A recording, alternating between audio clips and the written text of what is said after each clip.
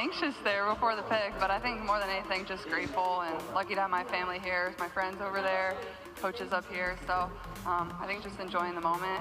Like I said, like I've dreamed of this moment since I was in. WNBA exposed. ESPN exposed shocking truth about CaitlinClark being assaulted. What's up, World Hoop family? Your boy John Liquidator is back. I'm just going to, reflect back and appreciate everything we've been able to accomplish together. What will you remember from this team? I think,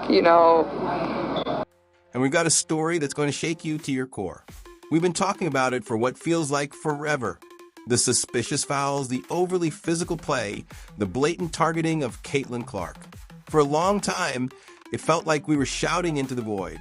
The mainstream media was tiptoeing around it, refusing to acknowledge what was right in front of our faces. But the silence has finally been broken. The dam has burst. We're not talking about a random hot take from a sports blog.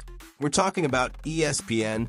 Hard work, a lot of ups and downs, but more than anything, just trying to soak it in.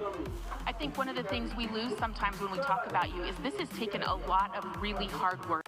The biggest name in sports journalism finally admitting that CaitlinClark has had a massive target on her back since the moment she stepped into the WNBA.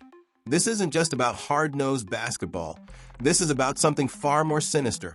This is about a league-wide agenda, a secret sauce, as one of her own teammates put it, to toughen her up and show her what the W really is. But how did this all come to light? The truth bomb was dropped not on a major news show, but on a podcast, the kind of place where people are more likely to be unfiltered and honest. The source?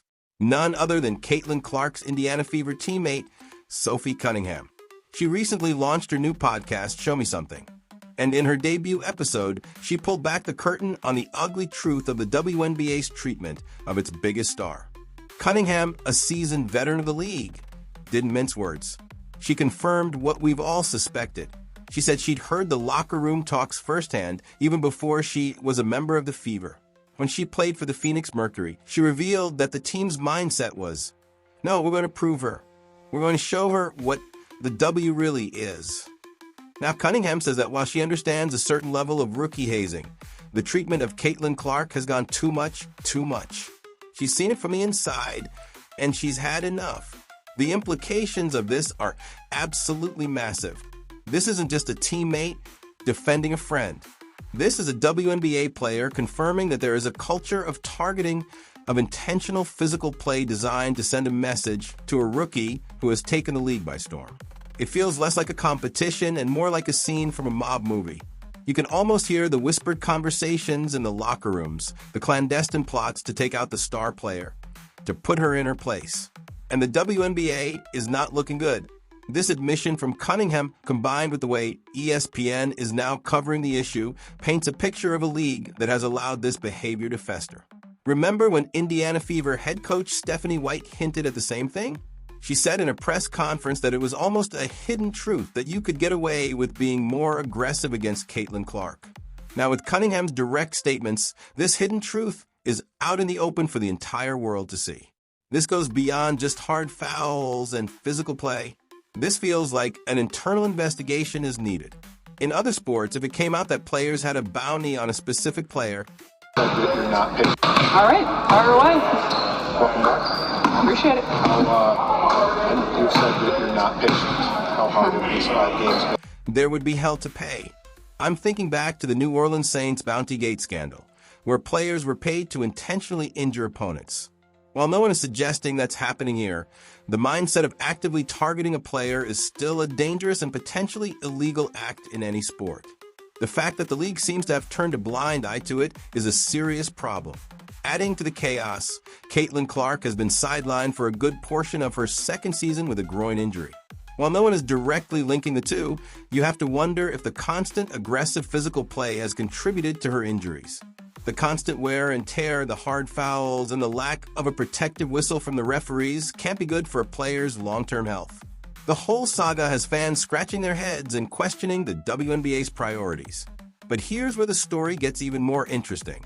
After Cunningham dropped her truth bombs, ESPN went on to discuss the Indiana Fever's playoff chances. And what did they say? That the Fever are a contender, but there's a big asterisk next to that assessment. The asterisk? CaitlinClark has to be healthy. The The irony is almost too much to bear. The very league that has seemingly allowed its players to take a run at CaitlinClark is now discussing whether her health will be the deciding factor in her team's championship run. You can't make this stuff up. It feels like a slow-moving train wreck that everyone saw coming, but no one wanted to stop.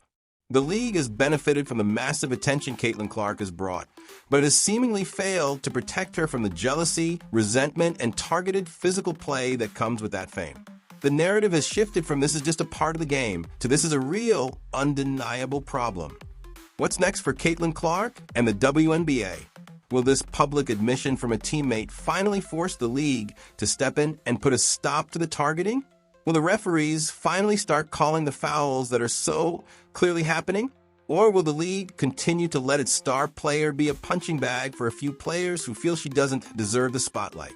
We've been on this journey with you from the start, and now that the truth is finally coming out, we want to hear from you.